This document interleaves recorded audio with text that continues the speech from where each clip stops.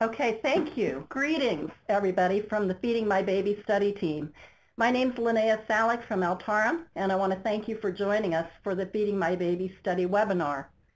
Greetings from our whole team, including Westat, who is the organization leading the study, Altarum, the Public Health Foundation Enterprises WIC program, the Nutrition Policy Institute of the University of California, and our study sponsor, the USDA Food and Nutrition Service. We're pleased that you're joining us today for updates on the study, and we very much appreciate your continued cooperation and support for this important and very unique study. Our agenda, let's get caught up here. Our agenda for today has 7 topics, starting with a brief review of the study objectives, timelines, and activities. We're going to share highlights from the most recent study report, and then we'll talk about the future study activities to take place during the study extension period, which is going to be up to the time the children in the study turn 6 years old. We'll describe how we'll be asking state agencies and WIC sites to assist, and we'll very much appreciate your cooperation and support. We're going to leave time at the end to answer your questions, and then over the next few weeks we're also going to be having phone calls with each state agency and its sites in the study to talk about the assistance that we'll need and to address any questions that you have.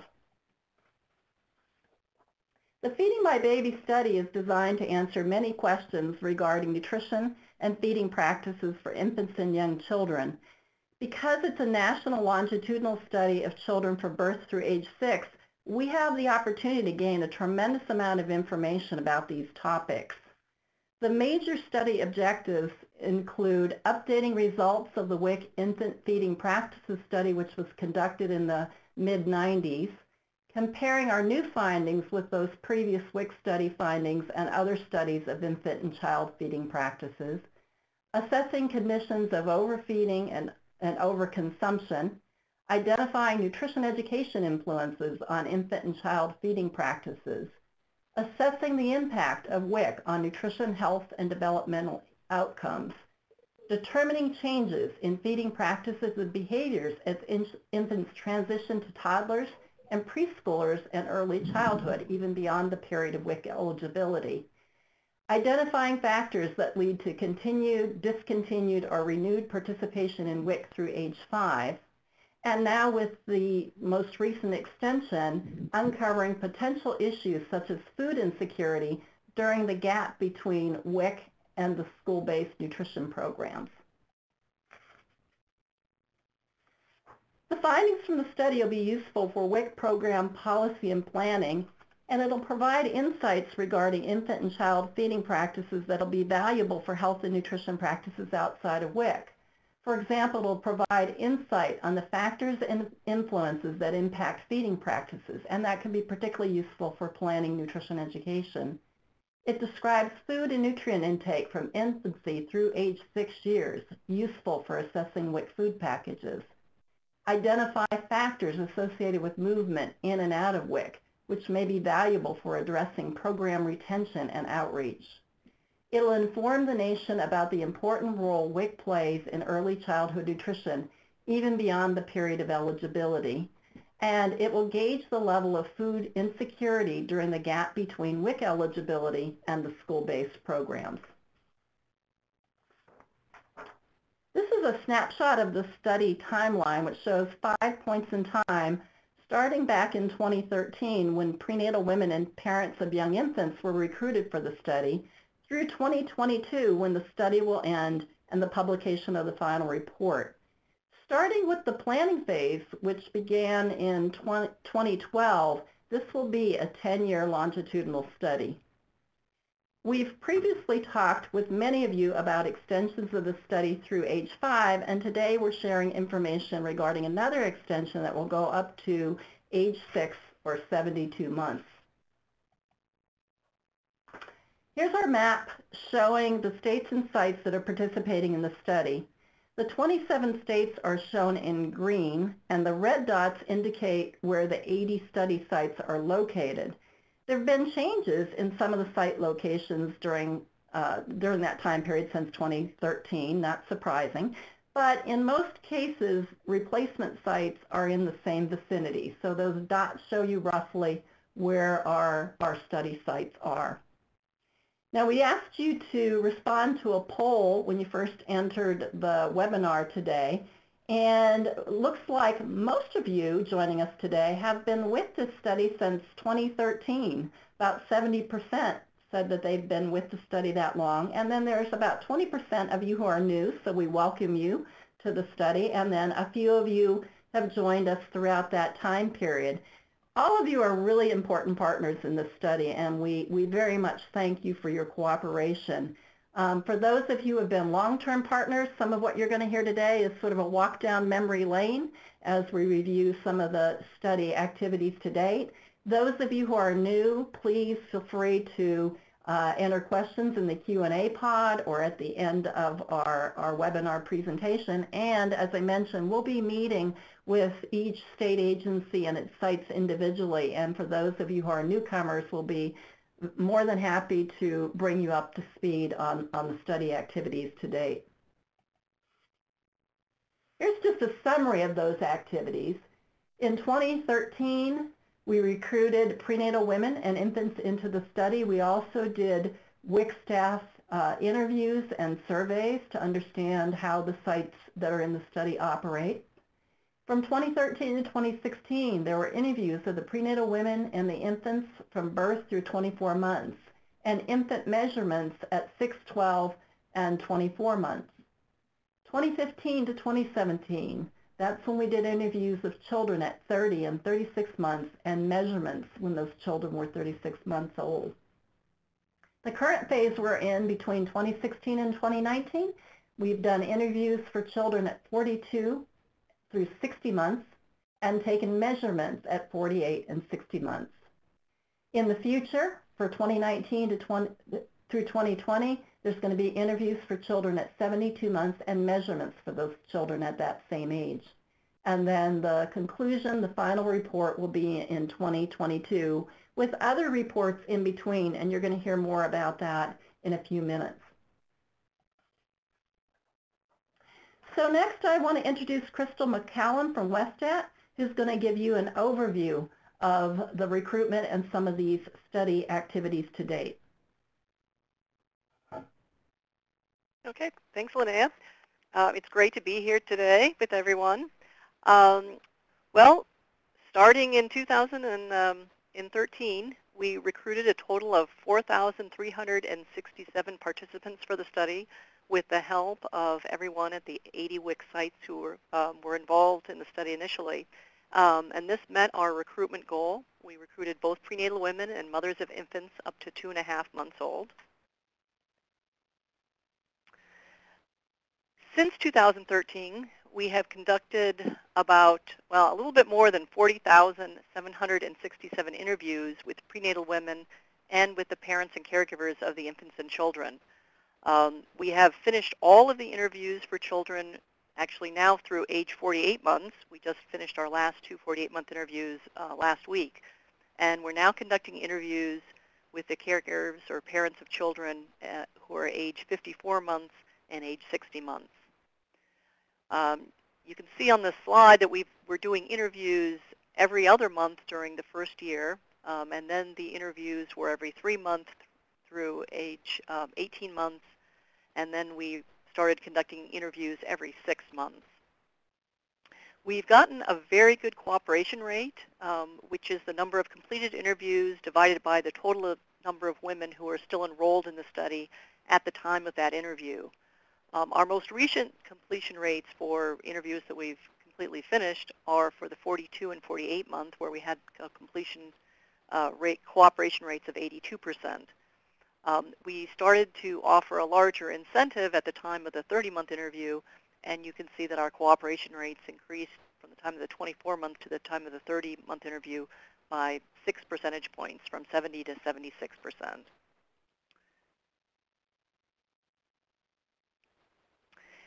Along with doing the interviews, we're also obtaining height and weight measurements from several different sources.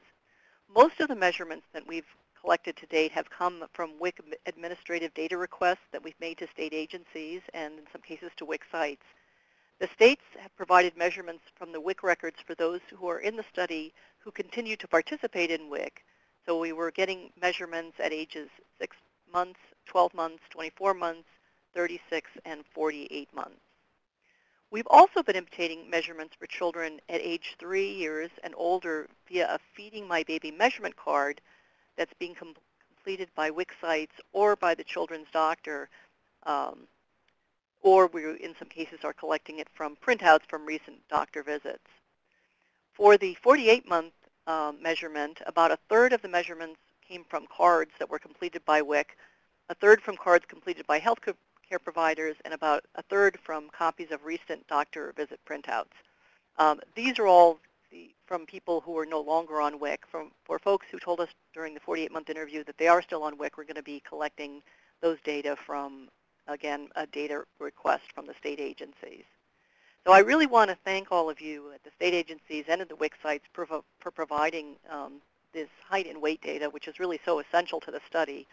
And we really want to thank the WIC staff who've taken the time to measure and weigh the children when they've come in. We found that these measurements are really important, and it's important to have someone other than the mother just doing the self-report, because we know that people are not always as accurate. They don't always remember what the most recent visit from the doctor said, so it's really essential to have those records, and I really thank you for what you've done to facilitate that. Now I'm going to turn it over to Nancy, our project director, to talk about the findings from the second year report. Thank you, Crystal, and thanks everybody for joining us today. I'm Nancy Weinfield, and as Crystal said, I'm the project director for the Feeding My Baby study. I've had the pleasure of meeting some of you through NWA and others through our work with your IRBs. A big shout out to all of you folks who help us with the IRBs. I know that's a slog. I'm looking forward to working with you on the extension of the Feeding My Baby study to age 6. But right now I'm going to take a little time to look back and tell you about the findings from the recently released second year report and how the children were doing up to age 2. The second year report covers, as you can see on the screen, work, child care, and feeding practices, complementary feeding practices, food intake, and energy and nutrient intake, as well as weight and growth. And I'm just going to be walking you through some highlights from the report, but you can download the full report from the FNS website if you're interested. So let's start with work. Our study mothers report returning to work steadily over the first 2 years of the child's life. At 3 months postpartum, 30% are working, with just over half of those working full-time. There's a gradual rise in employment, and by 24 months, 48% of the moms report working, with 56% of those working doing so full-time. Of note here is also a small but present group of mothers who report both working and going to school, which is a heavy burden for a woman with an infant or a young child.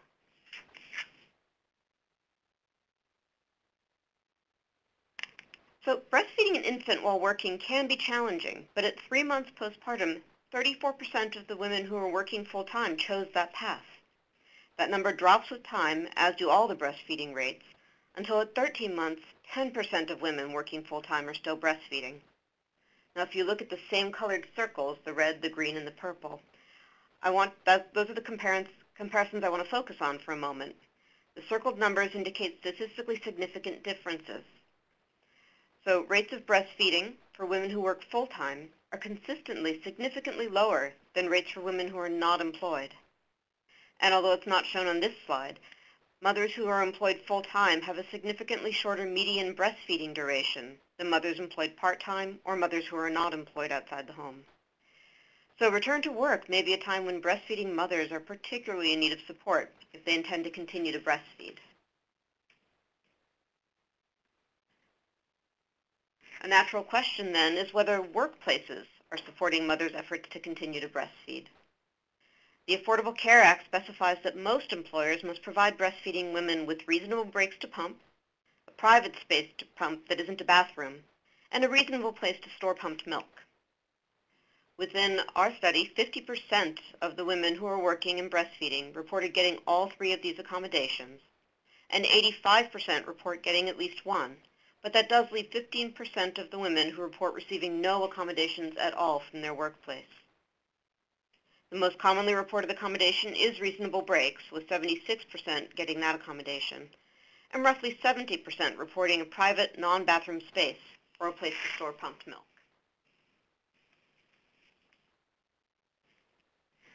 So changing gears slightly to non-breastfeeding feeding practices and food consumption, at both 7 and 15 months, we asked the moms if the WIC food package allowed them to purchase the foods they would typically be feeding their child.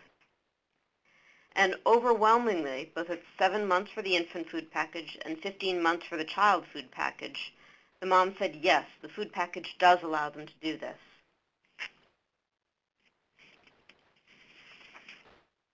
And we can see some evidence of this by looking at the most common foods consumed. So we do a 24-hour dietary recall at every interview postnatal through 24 months. And we ask the mom to tell us everything her child has eaten in the 24 hours the day before the interview. Mom tells us what the child ate during each eating occasion, breakfast, lunch, dinner, and snack. So we looked at what foods and beverages were most commonly consumed on a given day for each of these eating occasions. And this slide shows the top 5 foods and beverages consumed by the children at breakfast at 13 and at 24 months. And as you can see, the top 5 of both month 13 and month 24 include the types of foods available through the WIC food package. For breakfast, you can see that at both times milk, cereals, eggs, and fruit are common. By 24 months, as infant cereals are no longer common, 100% fruit juice comes into the top 5. Looking at lunch at 13 and 24 months, we see vegetables, milk and milk products, non-baby food meats, fruit, and 100% juice are the top 5 items. Now note that between 13 and 24 months, meat jumps from 5th place to 1st place, and 100% juice and milk swap places, such that a higher percentage of the children are consuming juice than milk with lunch. Still, you can see by the large number of green checks, these are mostly the types of foods included in the WIC child food package. And for dinner now, we see a pattern that's very similar to lunch, with vegetables, meats, milk and milk products, and 100% juice in the top 5. At 13 months, fruit is the 5th most common item with dinner, but by 24 months, it's replaced by rice and pasta. And again, many of the types of foods that are in the WIC food package. Now, snacks contain some healthy foods, including fruit, milk, and milk products at the top. But we see crackers, pretzels, and rice cakes 3rd at both time periods. We see 100% fruit juice in 4th place. The final most common snack is baby food desserts at 13 months and salty snacks at 24 months, neither of which is an optimally healthy choice.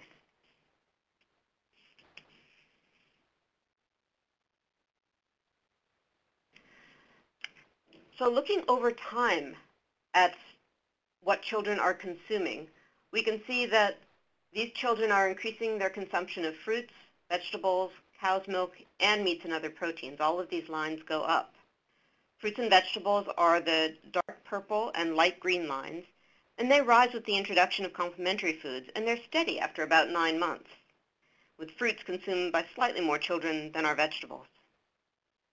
Cow's milk, which is the darker green line, spikes at 13 months, and that's consistent with WIC recommendations that children start consuming cow's milk at 1 year and not previously. Meat and other proteins grow steadily from the time of introduction of complementary foods, and by 12 months, they are the most commonly consumed food group. But we're also seeing an increase in consumption of desserts, sugar-sweetened beverages, and salty snacks. So at 24 months, half of the children are consuming a dessert or candy on a given day. And sugar-sweetened beverages are increasing as well, with about 1/4 of children consuming one on a given day at 24 months. And these are mostly fruit-flavored drinks at 24 months. Salty snacks are rising too, and this includes foods like chips, popcorn, and cheese puffs.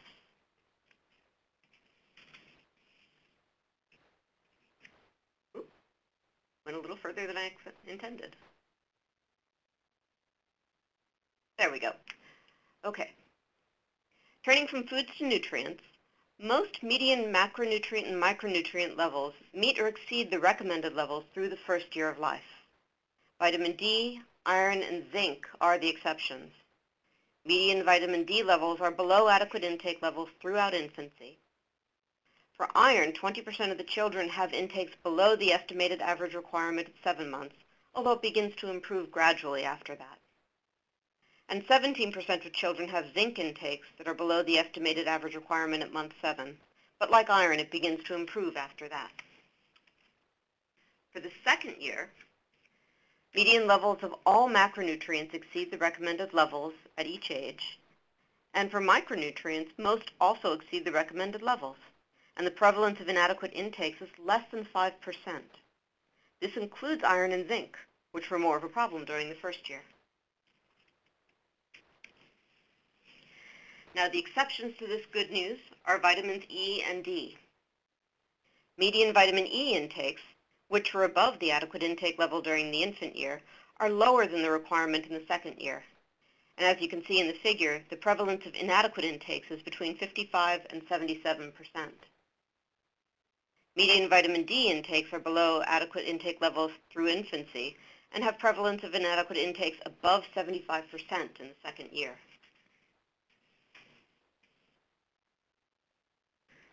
In addition to looking at the intakes for all study children, for children still receiving WIC benefits, we looked at the intake by the food package issued at 6 months and at 11 months. We found that children receiving the partially or mostly breastfed package at 6 months had lower median energy intake than children receiving either the fully breastfed or fully formula-fed packages. And these intakes were the ones reported during their interviews at 7 months. So for male infants, that's roughly the equivalent of 8 ounces of breast milk less than the fully breastfed package group, and roughly the equivalent of about 5 ounces of infant formula less than the fully formula-fed package group. For female infants, those differences are roughly the equivalent of about 4.5 ounces of breast milk or 4 ounces of infant formula. Now, by 11 months, those differences are much smaller. So while this is a trend that passes, it's still one that we're concerned about. And because this is a concern, we looked at nutrient intake by 6-month food package issuance. We found that median macronutrient intake is similar across the food package groups, but micronutrient levels are not. So at 7 months, the partially breastfed package group falls below recommended levels on most micronutrients. This chart shows some of the key nutrients, vitamin E, iron, zinc, and vitamin D. These intakes are all strikingly lower at 7 months for the group issued the partially or mostly breastfed package at 6 months. We repeat the analysis controlling for energy intake, and that clarified the issue. It's not that these children have nutrient-poor diets. It's that the children receiving the partially breastfed package just seem to have less intake overall. The infants are still at risk for not meeting their nutritional needs at 7 months, though. And all of these intakes do return to higher levels by 11 months.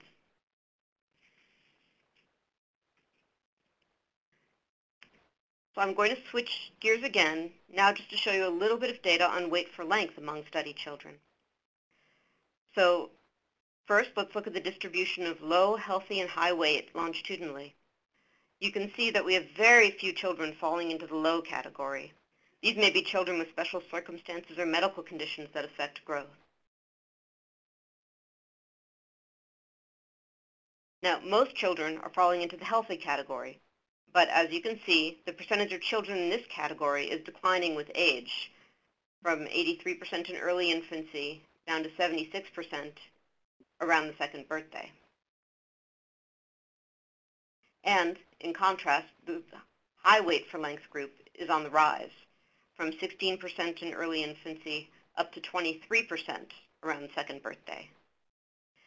Now, this pattern is similar to that seen in other studies of WIC children, although our 23% number there is a little higher than other estimates. And despite similarity to other findings, it is still a concerning trend.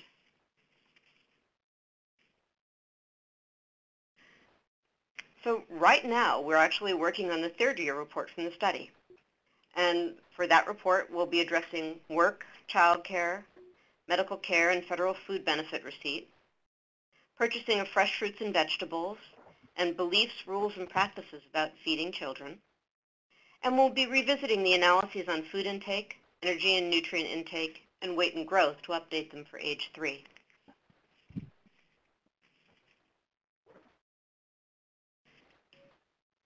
All right, and now I'm going to hand this back.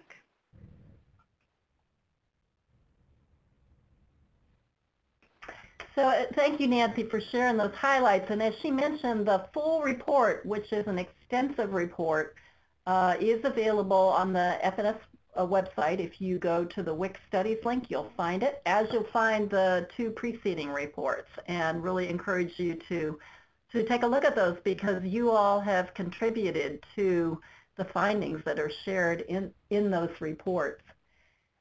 We want to move on now and talk a bit about study activities during this next extension that goes up until the children in the study are age 6. We, as I mentioned, we'll have time for questions at the end of our presentation. So if you have questions about any of the information that Nancy has shared, as well as questions about what Crystal and I will share, please ask those questions at the end of the webinar. And so at this time, Crystal, take it away in terms of study activities during the extension. Okay, great. So what we're planning to do during the extension, first we need to obtain OMB approval, and we're in that process right now. We also need to obtain state and local IRB approvals. We'll be notifying parents and caregivers and asking them to continue with the study until age 6.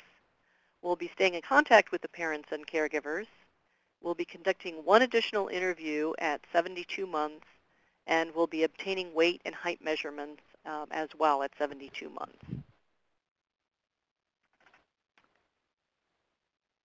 This is the number of estimated and percentage of completed interviews that we think we are going to get through the study extension, starting at 42 months and going through 72 months.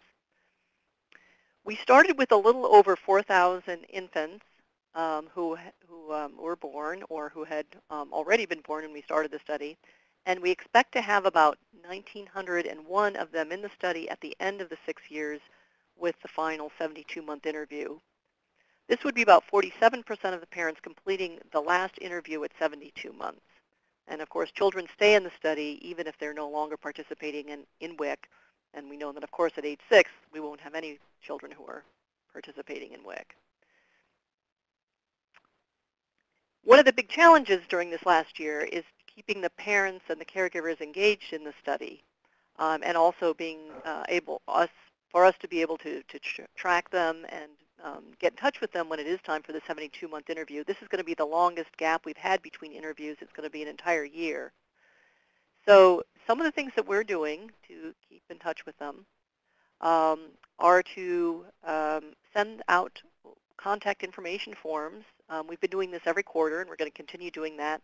The contact information forms are mailed out to the parents, and we also send them electronically. They can click on a link and go to our website and provide the information. This is an opportunity for them to give us any address updates, phone number updates, as well as give us updated phone numbers for a couple people who don't live in their household who will always know how to get in touch with them. We will also be sending out a notice about the study extension. We send birthday cards to both the caregivers or parents as well as to the children. We send thank you notes at the end of the interviews, thanking the participants for their continuing to be in the study. We have 3 full-time study liaisons whose job it is to stay in touch with participants throughout the entire study, answer any questions they have, remind them about their interviews coming up. They don't fill out the contact information form. Our study liaisons will get in touch with them and do it over the phone. We're lucky that all 3 of the study liaisons we have been with the study from the very beginning.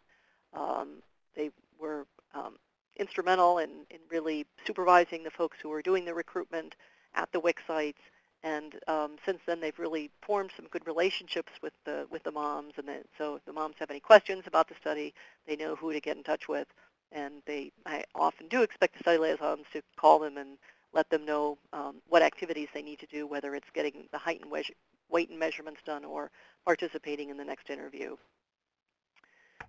We have found that higher incentives being offered as the children get older are important for keeping participants engaged in the study. During the first interviews in the base study through age 24, we were providing an incentive of $20 with an additional $10 if moms were using their own cell phones.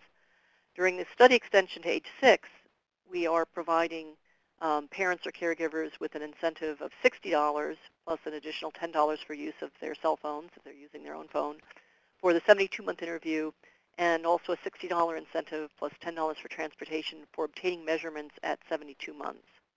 This is the same incentive that we are providing for the age 5 measurement. And since we have been seeing our cooperation rates going up with these different higher incentives, we think that this will be effective, and as long as we can keep in touch with the moms and let them know when their 72-month interview is. We are also giving the caregivers small incentives of $5 for providing the updated contact information quarterly to us. And this is the same strategy we've been using throughout the whole study. We say that these are proposed because we still do have to get approval from OMB, but since these are the same incentives that OMB approved for the extension up to age 5, we're anticipating that that should go through without a problem. Okay, now I'll turn it back to you, Linnea. Thanks, Crystal. And I just want to say it's impressive the work that WestStat has done to keep these families engaged and participating in the study. As she mentioned, many of these children are no longer on WIC, have not been on WIC in some cases since the first birthday, but WestStat's been able to keep them engaged in the study. And having that high of a number continue to participate in these interviews and provide the measurements is really phenomenal. So really happy to see that all their efforts have been that successful. So now turning to what are we going to be asking the state agencies and sites that have been a partner in the study to do during this extension to age 6. The main request is the same request that we've been making the last couple of years, and that is to help us get measurements of these children when they're 6 years old. Now that's the same request we've been making, but it's different in that the children who are 6 years old are above the age range of eligibility for WIC. So that makes this a unique experience for WIC staff. Because this is an FNS-sponsored study, FNS is clear that WIC staff can, on the WIC grant funds, being paid by WIC grant funds, participate in doing the measurements for these children. So I want to make that clear. And we do have a letter signed by the National WIC Directions, Sarah Vidar, that will make available to state agencies just to make sure everybody's comfortable that WIC grant funds can be used for this purpose, even though these children are no longer eligible for WIC services. So all of the parents, when these children turn 6 years old, are going to be provided with a measurement card from WestStat, and they're all going to be asked to take the child either to a WIC site or a healthcare provider to have that measurement card completed and then return it to WestStat.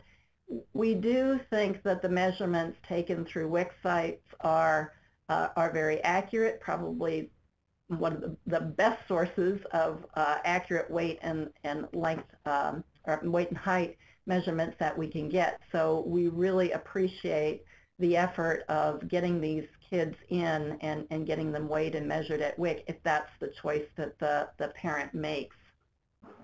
It's not a big request in that, as Crystal said, by the time the kids are 6 years old, there'll be about 1,900 of them in the study. A subset of those would choose to take their child to a WIC site. So this is not a huge number of children, but it is important that when they do make the choice to take the child to the WIC site, that the WIC staff are aware that it's something that they're encouraged to do and that they are familiar with this measurement card and how to fill it out. this is what the measurement card looks like.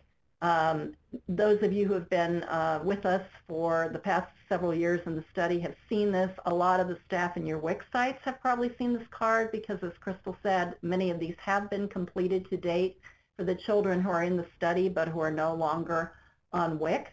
We are going to be using the same measurement card that's been in use for the past couple of years. It seems to be working well. The process of getting these cards to the families and helping them to locate a WIC site if they're no longer receiving WIC services has been working well. When we talk with all of you individually on calls with states and sites, you know, if you have any concerns, any suggestions about this measurement card or about the communication with the parents about how to go about getting the child measured at a WIC site, we're very eager to hear those. So, you know, we are amenable to making changes in that process if there are things that we could do to make it easier for everybody. But, you know, to date, it seems to be working fairly well. The card, as you can see, it's straightforward. It does identify that it is a part of the Feeding My Baby study and is asking, you know, simply for the weight and height measurements and the dates, and there is a line for the signature of whoever completes that or provides that information on the card. It's designed to be mailed then directly back to WESTAT. The family doesn't need to find a stamp and find an envelope and so on. It's set up so it goes back to WESTAT, postage prepaid. So to reiterate, all of the children in the study at the age of 6, all the parents of children in the study, when they turn age 6, are going to be receiving a measurement card and being offered the choice of taking that to WIC or a healthcare provider. They will get an incentive. It seems to be an incentive, as Crystal said, that's an amount that motivates them to follow through and to get that card completed. The WESTAT study liaisons will assist the parents in identifying a convenient WIC site. Some of them obviously have moved, relocated during the time of the study. So to the extent that they aren't familiar or no longer familiar with the WIC site in their area, the study liaisons will assist them with identifying a WIC site in their location. And we really have appreciated both the state agencies and the sites have been very helpful in identifying alternative WIC sites when needed, because obviously since the time we began the study back in 2013, there have been changes. Sites have relocated, have shut down. So there has been a lot of assistance needed in some areas to find a location where these measurements could be obtained, and we'll appreciate that continued cooperation in getting the parents to a WIC site if that's the choice they make. So what if the original study site has closed? What if the family's relocated within the study site area? What if they're outside of the study site area where the original 80 sites are located? This is going to be a topic that we'll discuss with state agencies and sites when we have the individual calls to find out, first of all, are there sites amongst the 80 that started with us? Are there additional site closures and changes? We've had those occur throughout the study period, but when we speak with you all, that's a chance for us to get updated on those site locations, as well as who are the appropriate points of contacts. With staff turnover, the points of contacts that we have may no longer be accurate, so we'll be getting updates on that information as well. And we're hopeful we can work with you to identify alternatives for the children to be measured if the original study site's no longer operational or if the family's no longer living in the vicinity of the study site.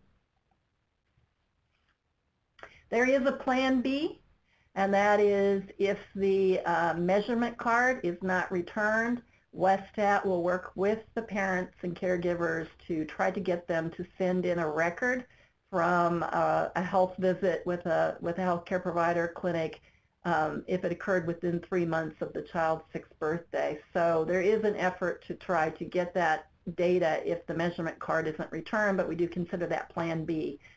Best if we can get the families to take the measurement card and get it completed either at WIC or a healthcare provider right around the time of their 6th birthday. Minimal other assistance that we have been requesting from WIC sites and in some cases state agencies is if WESTAT can't get in touch with the parent guardians using the many techniques that they use to keep track of them, they do contact the site or, if preferred, the state agency where the child was originally enrolled in the study to find out if the local WIC site or the state agency might have more recent contact information than WESTAT has on the families. So that only occurs, though, if the family can't be located through other means. So it's a pretty sporadic request that might be made to either the sites or the state agencies. But when we make that request, we really appreciate the cooperation that you all have been giving us in trying to make contact with the families that we're not able to reach through any other means. So those are the requests. Pretty straightforward. The measurements of these children at age 6, which again is an ongoing request we've been making through the various extensions of the study, and then some occasional assistance in trying to make contact with families when we've lost contact with them through our other means. So we want to close out our presentation by thanking all of you for your continuous and ongoing support for the study. Your involvement in the study was critical from day one. We came into the 80 WIC sites to recruit these families. We appreciated your time and you making space available, which we know is not always easy to have recruiters on site to do that. We appreciate the time you spent with us in interviews and surveys, both at the state agency and at the local level, so we had good information about the sites where these families were recruited. And we've certainly appreciated your help throughout the years of the study to get the measurements on these children and to help us keep in touch with them so they could continue to participate in the interviews and have their children be part of the study. So really want to thank everybody for their support, and also thanks to all of you for joining us today. This is our 4th webinar. Some of you have probably been to all 4 of them. We started the project in 2013 with a webinar to introduce the study and to explain what we were going to be needing in terms of assistance and what the goals were. And some of you, from the poll that we did at the beginning, have probably been with us through all of those webinars, and we appreciate you joining us again today. And we'll very much appreciate when we reach out to you over the next couple of weeks to schedule a brief call. It won't take more than a half hour, but we do want to connect with everybody, both at the state agency level and then at the site level, so we can confirm that we have correct information about the sites and the contact people, but also just to make sure that if you have questions, if you have concerns, that we address those. So when we reach out to you to schedule those brief calls, we'll really appreciate your cooperation in getting those set up timely. So at this time, I just want to give a chance for Nancy and Crystal to add anything they would like to add before we open up for questions. This is Nancy. I just wanted to reiterate what Linnea was saying about how very much we appreciate the contributions that all of you have made and are continuing to make to this study. It definitely could not be happening without you.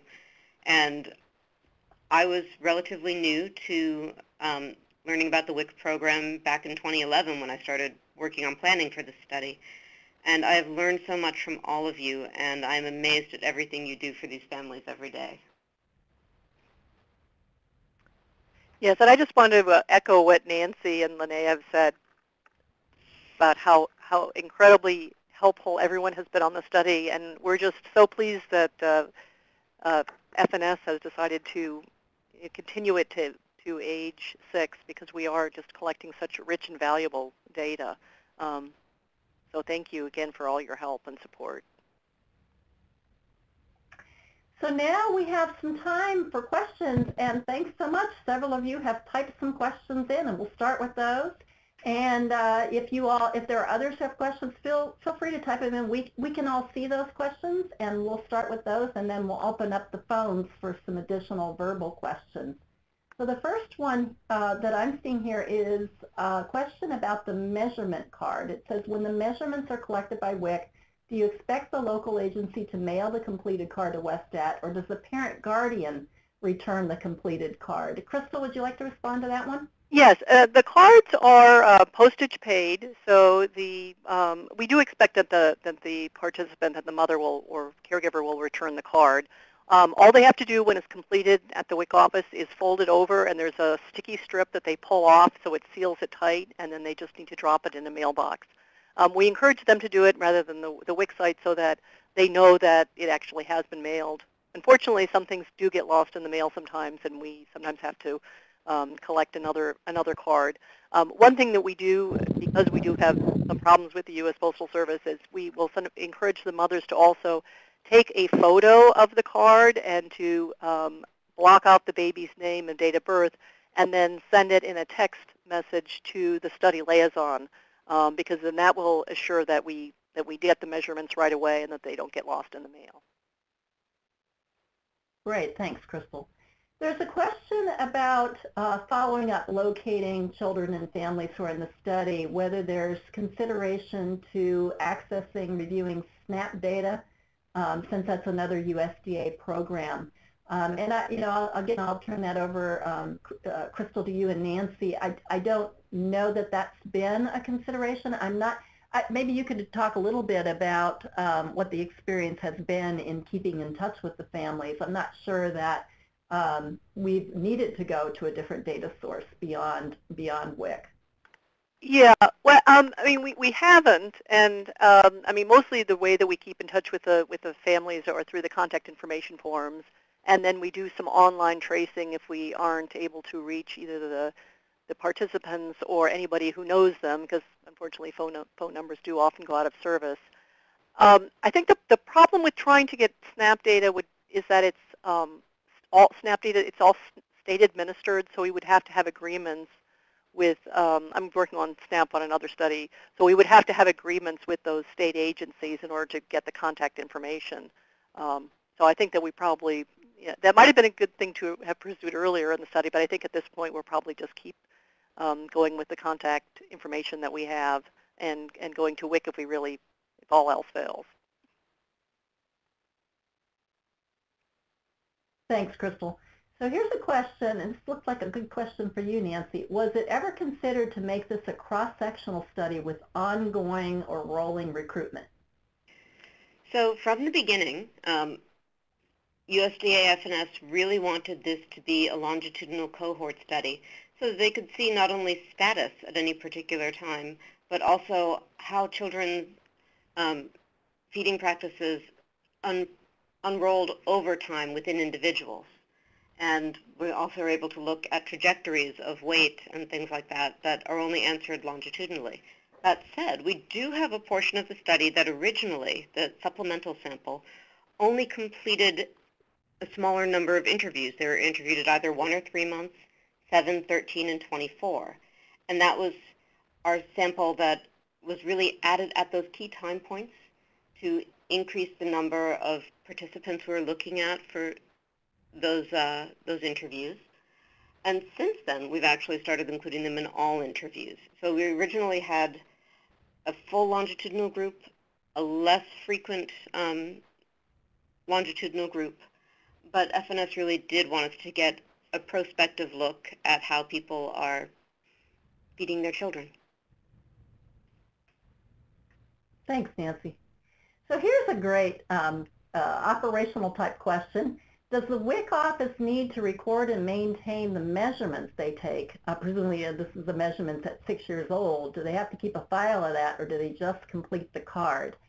That is a really good question. I don't see any reason there would be an expectation that the WIC offices would keep those measurements in a record if the child is no longer you know, part of the WIC program or a part of any other services. WIC often is integrated in with other health department services, and so those measurements might be valuable for another program. But from a WIC standpoint, I don't see any reason that the WIC program would want those maintained. And so I guess Crystal or Nancy, from a study perspective, would you recommend they keep those measurements or just record them on the card?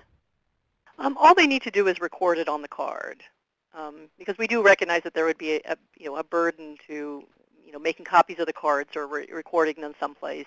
And that is why we do, when the study liaisons talk with the moms, we do encourage them to, again, take a picture of it and blank out the personally identifying information, and to fax and to text it to the study liaison so it doesn't get lost. Thanks, Crystal. That was a good question. Here's a request whether we can send measurement cards to the sites, and that has been done before. And Crystal, I'll ask you to respond to that. Yeah, we will send a measurement card, maybe a couple of measurement cards to the site. We do send them out to all of the moms along with the advance letter for their 72-month interview. But we do, we send a copy of the card so that you'll know what it looks like when it comes in, and then, if you wanted to make copies of it, you could if a mom shows up without the card. We also do get, when our study liaisons call the participants to remind them about doing the measurements, we do get requests for additional cards that we do mail out. So we certainly can give you some to have on hand, and all the participants do get them as well. Great. And one of the things that we'll share when we talk with states and sites, and for those of you who joined the webinar today, you get a little preview of this. WESTAT can make available to the sites the list of children who are still on the study who are enrolled at that site or a comparable site in that area. So some of the sites have liked to have that, so that, and it may become even a little more relevant when these kids are 6 and they're not a WIC participant, that if a family calls or comes in and they're wanting measurements for a child, it might be helpful to the staff to recognize the names of those families. So that's something that's available as well. Here's another question about it looks like study design. Were the studies better controlled, or was it mainly a lot of exploration involved? Thinking that may be relevant, asking about previous studies. If Jennifer how about if we go ahead, Jim, and unmute the lines? Maybe that question could be something that could be asked verbally. Okay. Great. So that question was Jennifer, and so it looks like you're clarifying. You're just asking in general about other studies of infant and child feeding practices.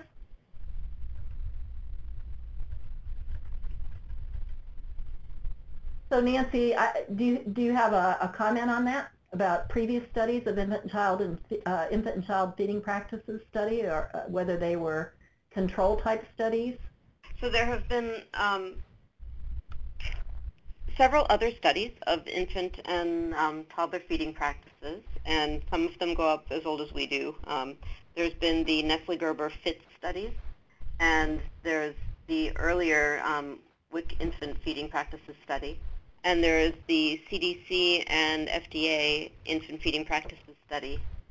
And they've all had very similar designs to us. Both the earlier WIC study and the CDC FDA studies have been longitudinal studies that have not had comparison groups, but just look descriptively at how people feed their children. And the FIT study has actually been a cross-sectional study where they do it all at one time. It's not rolling enrollment, but it's children between the ages of, it's varied across studies, somewhere around birth or 1 up until about 4 or 5.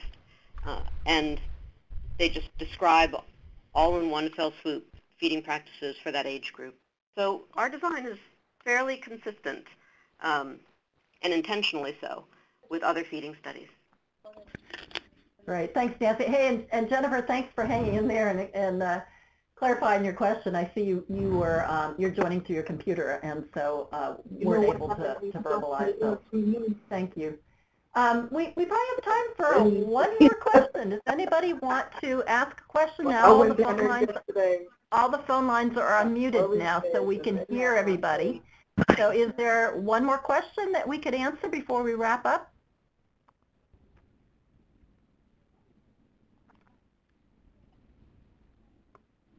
Okay, I'm hearing silence, and I don't think that's because you're muted, so I appreciate that so many of you typed in your questions so we could address those as we worked through the rest of this webinar. So as I mentioned, we are going to be scheduling time with state agencies and sites over the next several weeks, and you'll have additional time to ask questions, particularly questions that might be specific to your particular WIC settings or state agencies. So we're happy to take input, for example, on the process for measurements or the communications with the participants or former participants in the case of the 6-year-olds. And so that's something that we very much will welcome your questions during those calls. So with that, our webinar has ended, and again, thank you very much for joining us today, and thank you for all of the cooperation and support for the study throughout this, what will amount to a 10-year study period. Have a good afternoon, everybody.